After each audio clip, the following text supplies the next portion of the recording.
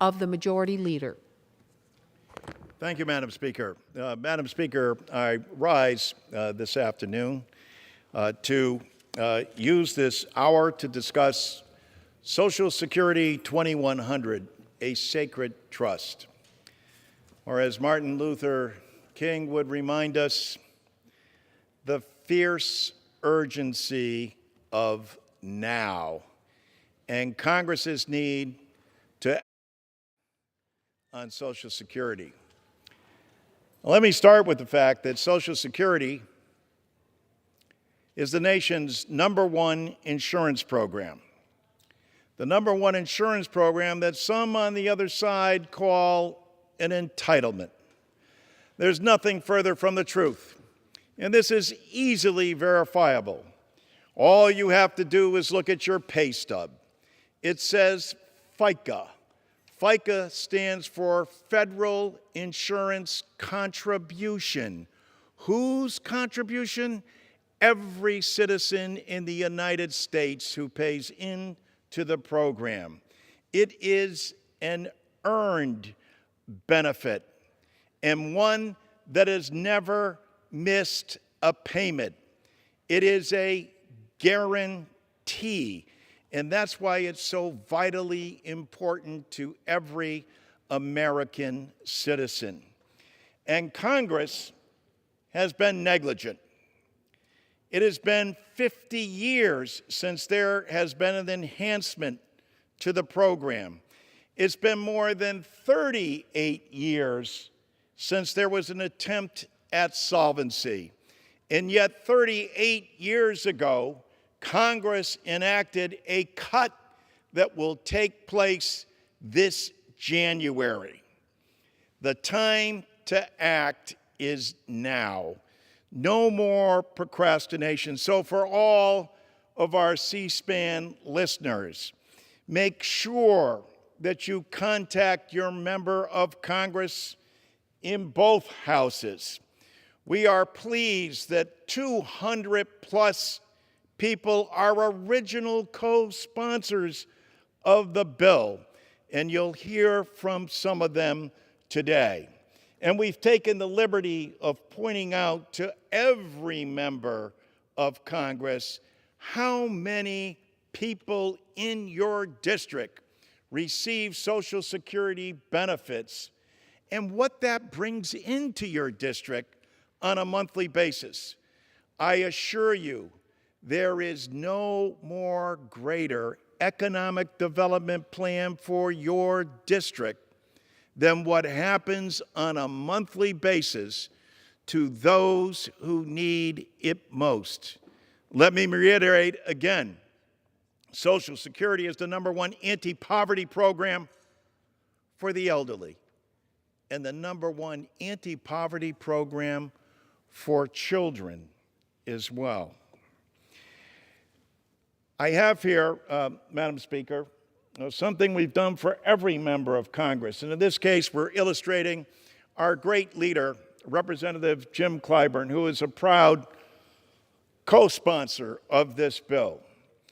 In his district in South Carolina 6, there are 149,433 Social Security recipients who receive $189 million in monthly benefits. That's monthly benefits. And there are 1.2 million Social Security recipients in South Carolina who receive 1.7 million in monthly benefits as well. For about half of senior beneficiaries, Social Security provides a majority of their income. Now imagine that. For half the seniors in the country, Social Security provides a majority of their benefits, and yet there hasn't been an enhancement or an increase in over 50 years in a COLA that doesn't even come remotely close to what people need. For more than a quarter of our seniors, it provides 90% or more of their income. 90% for a quarter of our seniors. There are 5 million of our fellow citizens in the wealthiest nation in the world, at a time when the wealth disparity is the greatest it's ever been in the country, 5 million of our fellow Americans, mostly women, receive a below poverty level check from their government. Why? Because Congress hasn't acted. This isn't something the president can do through executive order, nor is this something that the Supreme Court is going to adjudicate. This is the responsibility of the United States Congress. I'm proud that we had a hearing the other day in the Ways and Means Committee that we're going to bring to a markup and ultimately to the floor of this House, Social Security 2100. I'm proud of the fact that we have a president of the United States who refers to Social Security as a sacred trust between the government and their people. And Social Security has never failed. It has never missed a payment. It used to be, and Mr. Cartwright from Pennsylvania knows this, that we would go back to 1935 to explain why Roosevelt, back then in the midst of the Depression, put forward Social Security, because of the devastation that had taken place in 1929 during the Great Crash. But members on this floor, members in this Congress understand all too well that we only have to go back to 2008, 2009, during the Great Recession, when people saw their 401k become a 101k, where people lost their benefits. And that, coupled with the great pandemic, this roller coaster of a pandemic that we're living through now, has only further underscored the need for us to enhance the nation's #1 insurance program. And during that same time, during that recession that they witnessed their funds depleted and devastated or lost altogether, or during layoffs that have occurred through no fault of their own, Social Security has never missed a payment. Not a pension payment, not a spousal payment, not dependent coverage, nor disability. It might surprise, Madam Speaker, some of our viewers and listeners that more veterans depend on Social Security disability than they do on the VA. And it's because Social Security provides these benefits, and especially for our veterans. People in this chamber and in the Senate take great pride of talking about our veterans on Memorial Day and on Veterans Day, and rightfully so, and saluting them and saying what a grateful nation they are. Well, if we're truly a grateful nation, then it's time that we end the more than 50 years of neglect and make sure that our veterans are able to get the benefits that they richly deserve without 5-month delays, and making sure that they have disability that they know that they can rely on, that works for the times that we are living through currently. Children continue to rely on Social Security, and it is the #1 anti-poverty program for children. And you know what? 10,000 baby boomers a day become eligible for Social Security, and millennials will need the benefit more than baby boomers. And millennials have been put into the position where they have less money to be able to afford private pensions, where they have been burdened with college loan debt, where they're unable to get the kind of mortgages their parents enjoyed, and in fact have incomes that are below that level. And so Social Security becomes their salvation. But it can't be their salvation if they're locked at the bottom and we're not making the benefit increases that will provide that opportunity for all generations to enjoy. Madam Speaker,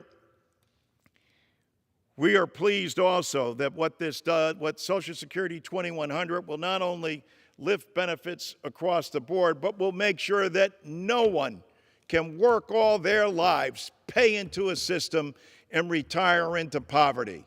More than 5 million Americans get a below poverty level check from the government having paid in all their lives. That is unfair, that is unjust, that is flat out wrong.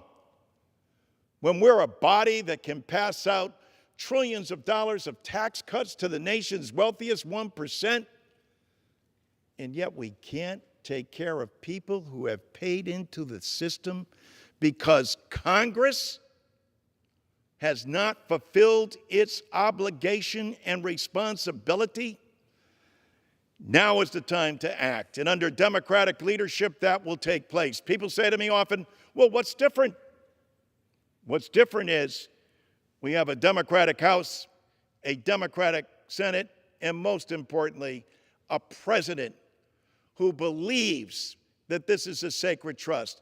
A president also, as Matt Cartwright knows, has said, look, we're going to end WEP and GPO. And for your listeners and for your viewers, what that means for all you school teachers, for your firefighters, for you police officers, for your municipal employees that were penalized under a system who have worked hard and played by the rules, the president has called for its repeal. And that means benefits flowing to people that who rightfully deserve and should rightfully get them. I would add that that's been a bipartisan support here in the Congress, and we do have bipartisan support for this bill across the nation.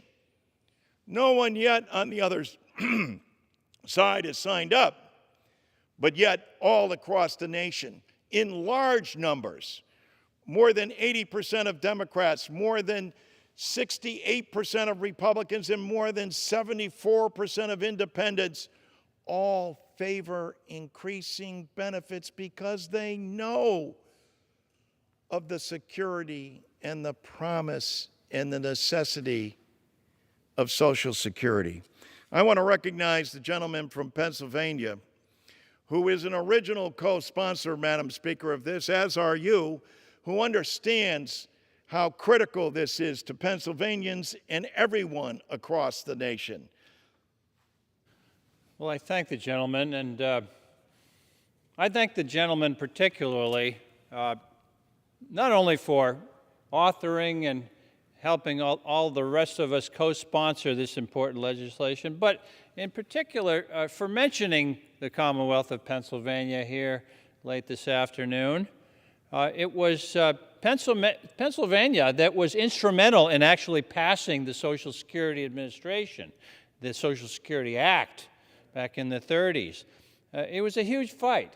It was a time when Republicans called the concept of Social Security, Madam Speaker, communism. They called it that.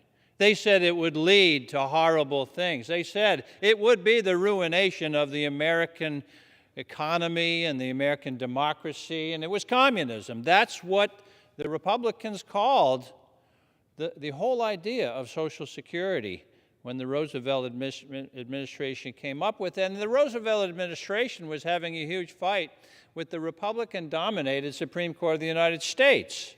And they were against it. And they kept ruling that Roosevelt's programs, National Labor Relations Act, all of these programs that Roosevelt came, Securities and Exchange Commission, all of these programs that Roosevelt came up with to try to work our way out of the Great Depression, the Supreme Court was invalidating as unconstitutional under the Commerce Clause.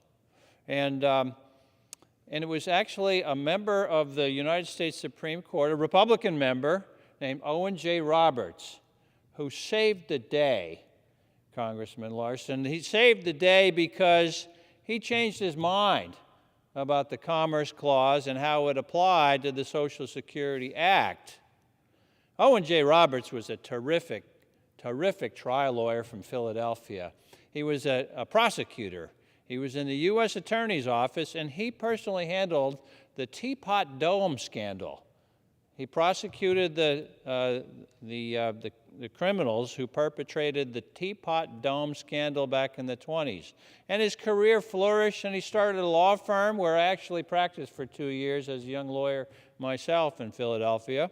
And Owen J. Roberts went on to join the Supreme Court of the United States as an Associate Justice.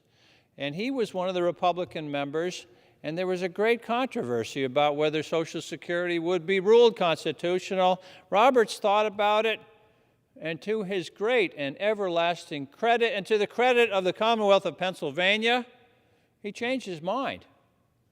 He changed his mind, and he validated the Social Security Act. And as a result, it was signed into law, and it was held constitutional. And the Social Security Administration took off, and all of a sudden, American life included this promise. As the gentleman stated, a sacred trust. This promise that if you work your whole lives, you pay into the system, you pay your FICA taxes all the way through, you continue to pay every quarter all the way through your career, that's the promise that when you retire, you will not be left destitute. You will not be relegated to poverty and to privations, that you will have food on your table and a roof over your head because you will have money coming in that is your money. It's your money. You paid into it. It's not the government. It's an insurance program, as the gentleman from Connecticut astutely noted. And it's a promise that has been kept every day, every week, every month since the 1930s. We're talking about 80 years of keeping a promise for Social Security. You know, in my district, it makes a very big difference. The gentleman from Connecticut is right. There's an awful lot of people who are over the age of retirement who are depending entirely on Social Security checks to survive. Yes, in some places it's around 25%. That might be the average. But I can tell you that there are places that are hurting in this country where the people surviving on Social Security checks and nothing else coming in approaches 40 or 50%. And you can see who it is, and you feel for them, and you know that every year they see what they call the COLA increases, the cost of living adjustment increases. And it's all worked out by a mathematical formula, and it's called CPI, and it's the Consumer Price Index, and it rises in accordance with what formula is used. You know, over the years, Social Security has been attacked by Republicans. It was attacked savagely at the outset as communism. You know, in the first decade of this millennium, the Republicans wanted to privatize Social Security, make it so that the money went into the stock market. Imagine that, into the stock market. And then when we had this enormous stock market crash in 2008, the retirement savings of all of these people who paid into this wonderful insurance program for retirement would have been wiped out. But it was Democrats who fought day in and day out in that time. You were there, Mr. Larson. I yield for a question. Yes, Mr. Larson. During that time, our current speaker led the fight when George Bush said he was going to use his political capital that they had just gained and were in control of the House, the Senate, and the presidency. They were going to privatize Social Security. And it was Nancy Pelosi and people like Marcy Kaptur that led the charge in the fight that prevented the privatization of Social Security. To your point, had that gone into effect, people's total savings and everything that is a guarantee under Social Security would have been lost in 2008. We're beyond 2008 now, but we're still dealing with all of those things that people don't necessarily can prepare for, whether it's a pandemic or whether it's a great recession or whether it's the vicissitudes of the stock market, as Roosevelt would have said. These are the things that people who work hard and play by the rules are subject to. And that's why this is a sacred trust, because in the United States, we will not let that happen to our citizens, because nobody deserves to work all their lives and retire into poverty. And I thank the gentleman for his leadership in this area. The gentleman is exactly correct. It was an attempt to privatize Social Security in those years, and it was only by the stalwart, staunch defense of the Social Security system by the Democrats present here in this chamber today, who did that and fought it off, and thank God they did, because it's true. The stock market crash of 2000 would have thrown millions and millions of seniors right into poverty if the Republicans had got away with it, had privatized Social Security. And you know, it didn't stop there. I was not in Congress in those years, but I came into Congress. I was elected in 2012, and in 2013 I was sworn in for the first time, and here I am, a freshman Democrat, and about 4 months into my very first term, something happened. The Republicans were pushing this scheme called chained CPI. And chained CPI was a $50 expression that means lower cost of living adjustment increases, lower increases year after year. And the idea was, well, you know, we have to make ends meet at Social Security, so let's cut increases for seniors. That was their plan, and they called that chained CPI. Now, there was a big fight over that, of course, and at least at that point, the Republicans weren't calling Social Security communism, but they were still trying to cut it for seniors, and that's no good. And the Democrats fought back hard against that. Well, along comes 2013, and in the springtime, the president comes out with a budget. And President Obama at the time, he wanted to extend an olive branch to the Republicans, it might be recalled. And President Obama incorporated this chained CPI notion in his budget. He put that in his budget. I wasn't having it. I joined a bunch of people. I think the congressman from Connecticut was with me. We went out on the lawn of the Capitol to protest against the President of the United States, the Democratic President of the United States, extending this olive branch to the Republicans by putting chained CPI in his budget. We were protesting, we Democrats were protesting against a Democratic president going along with that notion just to try to get along with Republicans. In the end, and to his everlasting credit, President Obama withdrew that offer and never brought it up again. And now, under Social Security 2100, there's a real cost of living adjustment formula in there, something that actually takes into account the things that seniors have to buy, the things that seniors can't afford unless they get the increase, the things that seniors need to live in any kind of reasonable style of living. There's a reasonable cost of living adjustment in Social Security 2100, and I'm proud to be on that bill. Look, workers paid into this fund all their careers. It's their money, and the promise is not that you'll get some money. The promise is that you're going to get enough money to make it out of poverty in your retirement. And if you have other things coming in, fine, but there are people who rely entirely, that is their sole source of support, the Social Security checks that they get. In my district, 140,000 people. 140,000 people relying on those Social Security checks coming in, and My suggestion, Madam Speaker, this evening as we talk about Social Security 2100, let's pass it and keep the promise. Yield back. I thank the gentleman from Pennsylvania for joining us this afternoon. I would just like to point out a couple of things, Madam Speaker, something the gentleman knows, and we've been joined by the gentlelady from Illinois who will address us shortly.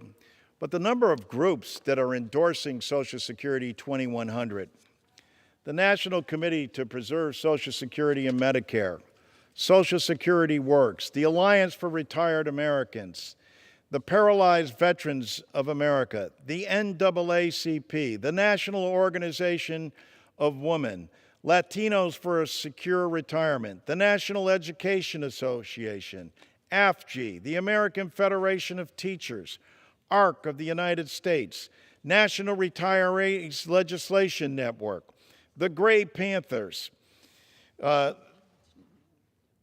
American Family Voices, the Senior Citizens League, and the list goes on and on and on, because everybody understands the importance and significance of this.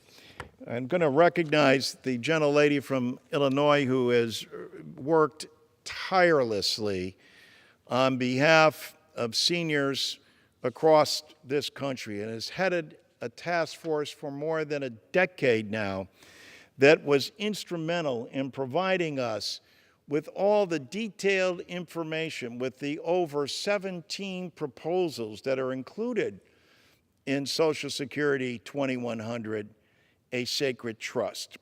But we make this point often, and I want to make it here tonight, Madam Speaker, because you're well aware of this as well, that in legislative parlance, the bill is called H.R. 5723.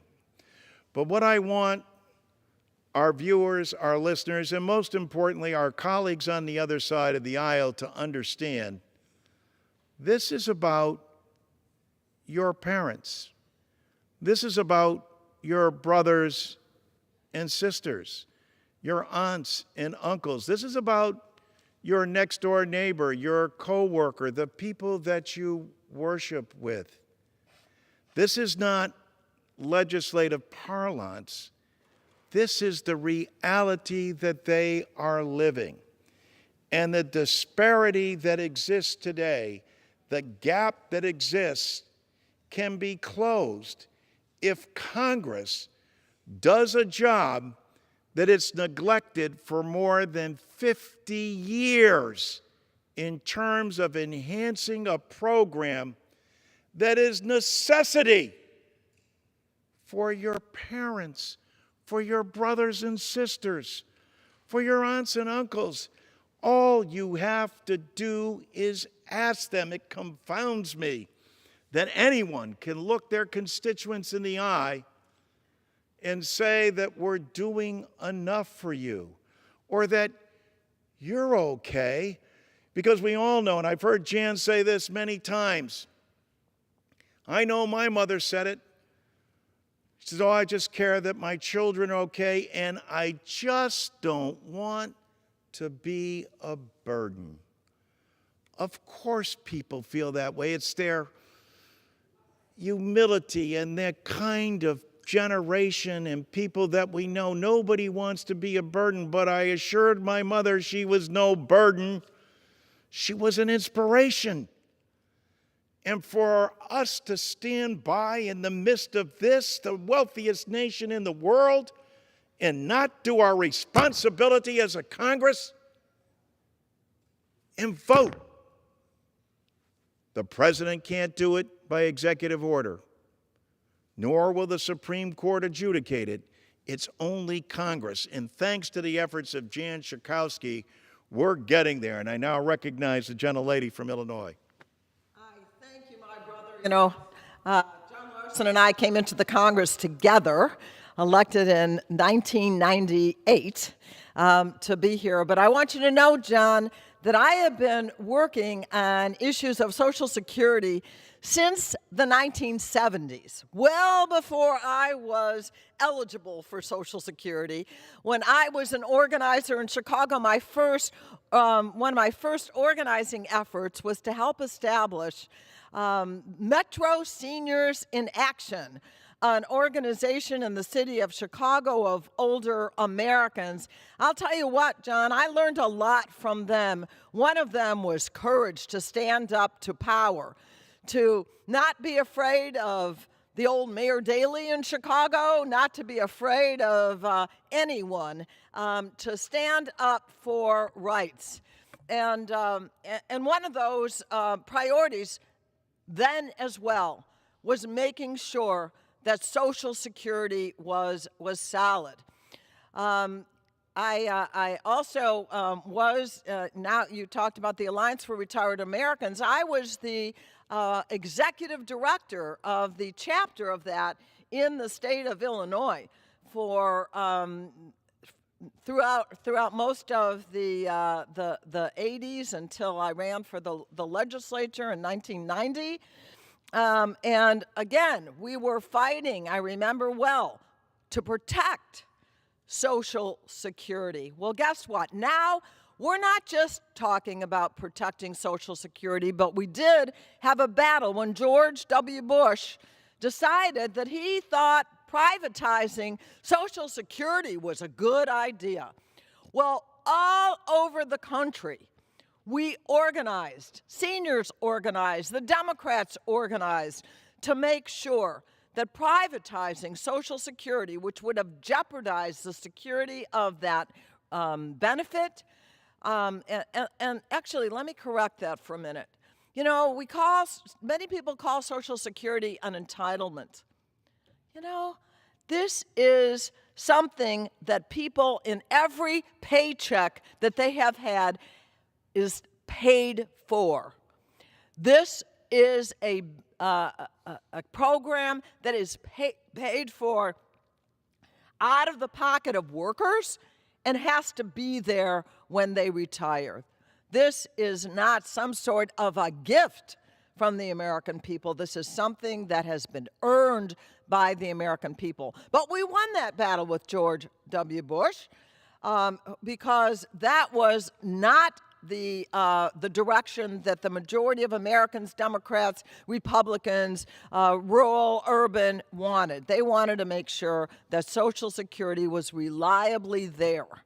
But anyway, it was always to protect Social Security, and now, thank you, John Larson, because now we are talking about improving Social Security benefits, and isn't it about time? Right now, the majority of Americans get more than half of their income from Social Security. You know, and when it was first, when Franklin D. Roosevelt first talked about Social Security, it was thought of as a three-legged stool. Did you talk about that already? Okay, so the first was people's savings. You know what? There's hardly any savings anymore for the elderly. And actually, for most Americans, hardly have any money, unfortunately, that's been put away because average wages compared to the wealthiest people has gone down. The second was pensions. Remember that? There were pensions. People would have that guaranteed retirement benefit from their work. Those are largely gone. And then Social Security to help along. Well, now it is mostly about Social Security. More than half of Americans rely on Social Security for more than half of their income. And a quarter of seniors now rely on Social Security for 90% or more of their income. You need Social Security to survive. But let's talk about what survival is. The average monthly Social Security check is $1,543 per month. Who can live on that? I mean, it's really a struggle at the very best to be able to even make it. That's it. $1,543 a month. So your legislation is so incredibly important.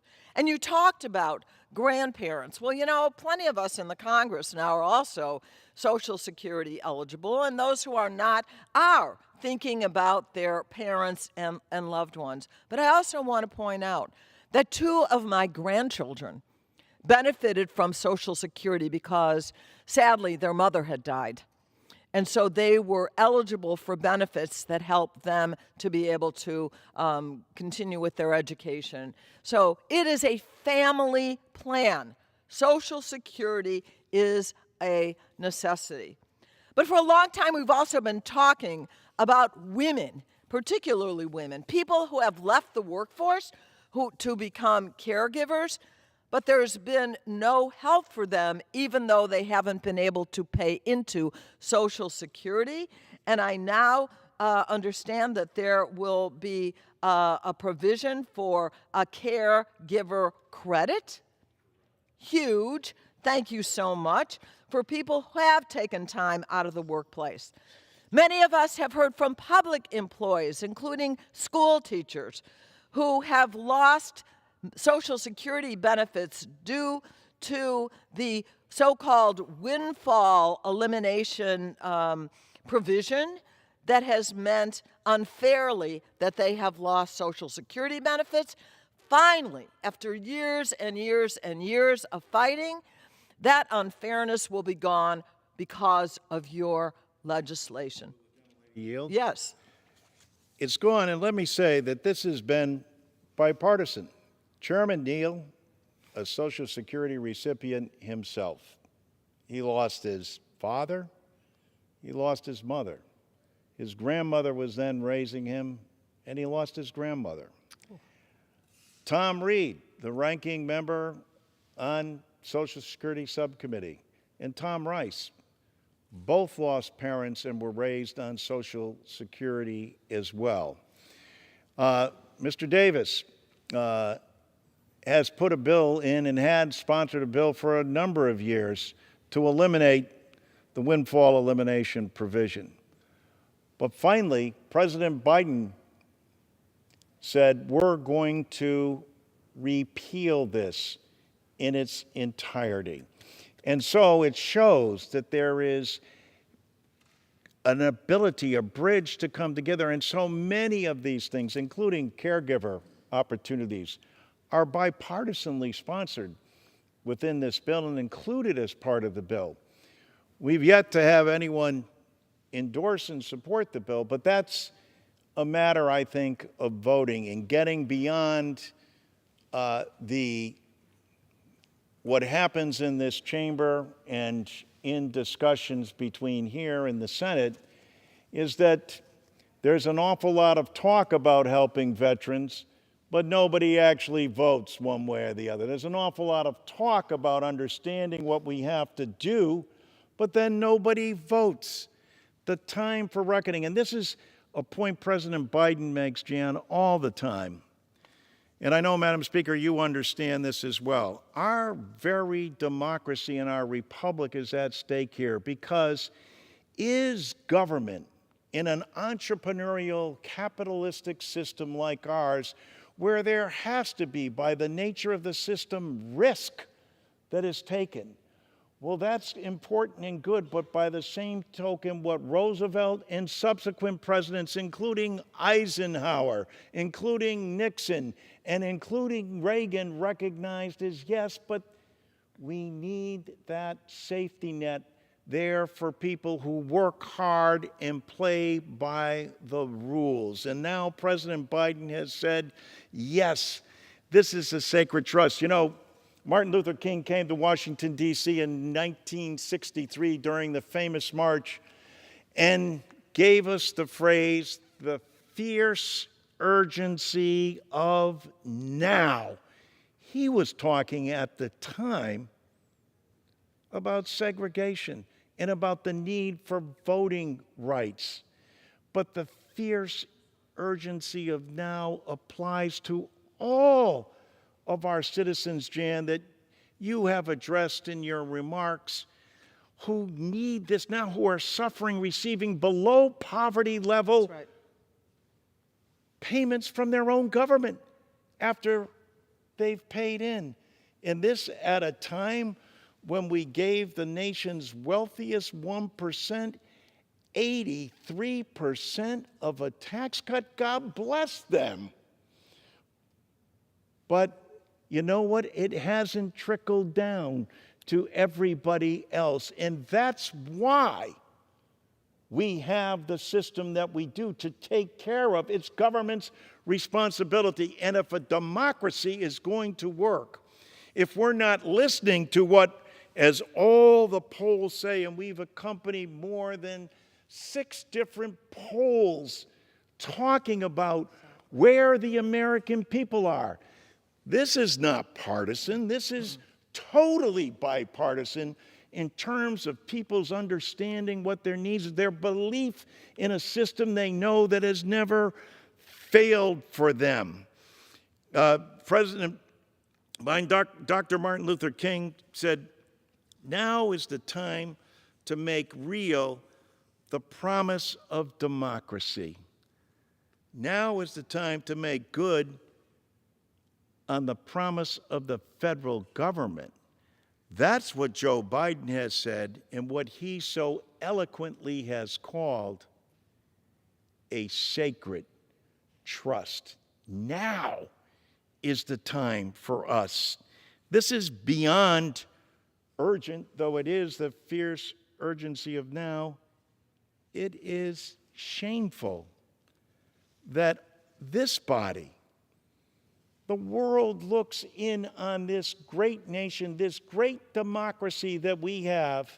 It looks how we treat our people, how we treat our veterans, how we treat our children. The statistics that you rallied off about what's going on in this country and how they're depending on it, and then realizing that Congress hasn't done a thing in 50 years. This is not anything that can be done, and I repeat this again, by executive order or by adjudication from the Supreme Court. This is the responsibility of every man and woman in this chamber, of 535 of us overall. But it's our responsibility, and the time to vote is long overdue. I yield back to the lady. Well, thank you. Let me just close with this. You know, Congressman Larson, we're going to hear, oh, well, you know, too much money, we can't afford to increase the benefits. I think it's important to remind people, Social Security was born during the greatest depression that this country had ever seen.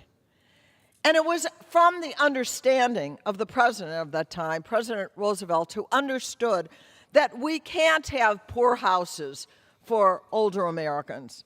That this country, if we can't afford to do that, then we can't call ourselves a real democracy, a country that really cares for people.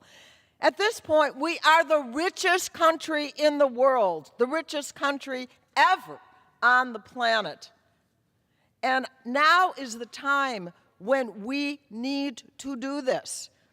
There is absolutely no excuse. You've said about the urgency of now.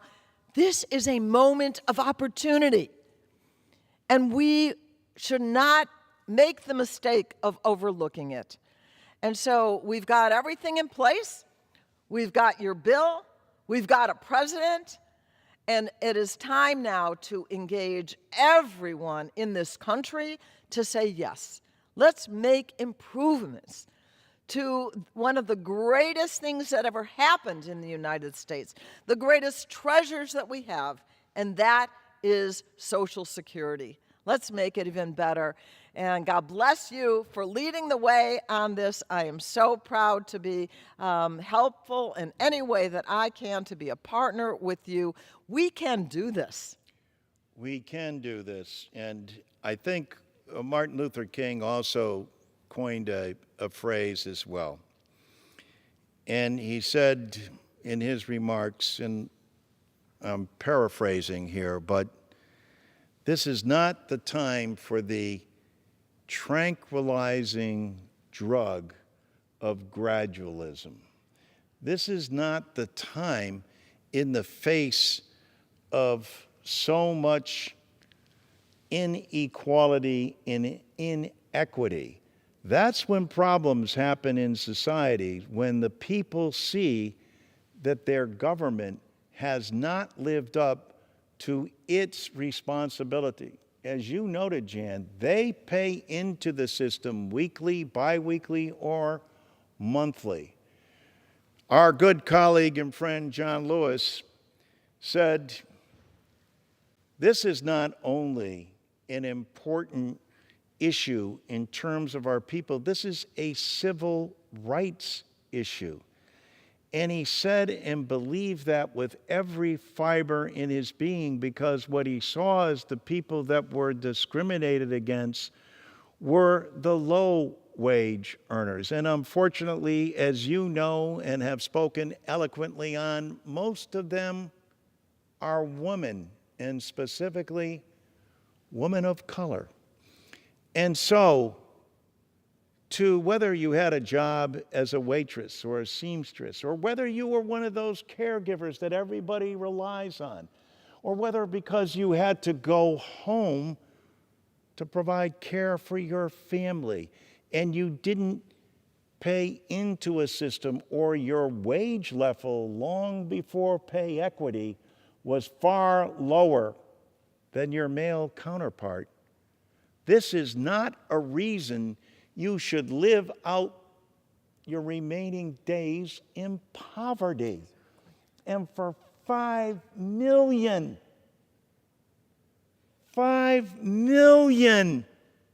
Americans, this happens. In a blink of an eye, we can do a tax cut. In a blink of an eye, we can pass a defense bill. And I support both. But I fervently support the fact that we have to take care of our citizens. And it's this body's responsibility. It is Congress's responsibility. And we cannot walk away. And every citizen in this country ought to make sure that they're holding their congressional delegations responsible for doing their job. This is nothing that should be kicked down the road again or put off to some gradual dealing with the subject matter, or yet another study that we're going to try to look into this on. We don't need to study this. We know what the issue is here. We've looked in the mirror, and the problem is the United States Congress. It is the body that votes and changes the policy and the direction. And with that, I thank the gentlelady for joining us. And I wanted to make sure, Madam Speaker, and I should have said this at the very beginning, that I ask unanimous consent that all members may have 5 legislative days in which to revise and extend their remarks and include extraneous material on the subject of our special order today, Social Security 2100, a special trust. I want to especially, Madam Speaker, thank as well the President of the United States for having the temerity not only on the campaign trail, but to speak directly to the American people and let them and ensure them that we understand that this is a sacred trust, a bond that will not be broken, not on our watch, and that we will fulfill that promise and make sure that they're receiving the kind of benefits that they have paid into a system for and are, yes, entitled to receive, because there is no greater nation in the world than the United States of America. And when this body sets its mind to it as witnessed how bipartisan the public feels about this on the outside, and a number of the great inclusions that both Democrats and Republicans feel about, now is the time for us to act on behalf of the citizens we're sworn to serve. Thank you, Madam Speaker, and I yield back. The gentleman yields back, and without objection, the gentleman's remarks and extraneous materials will be entered into the record.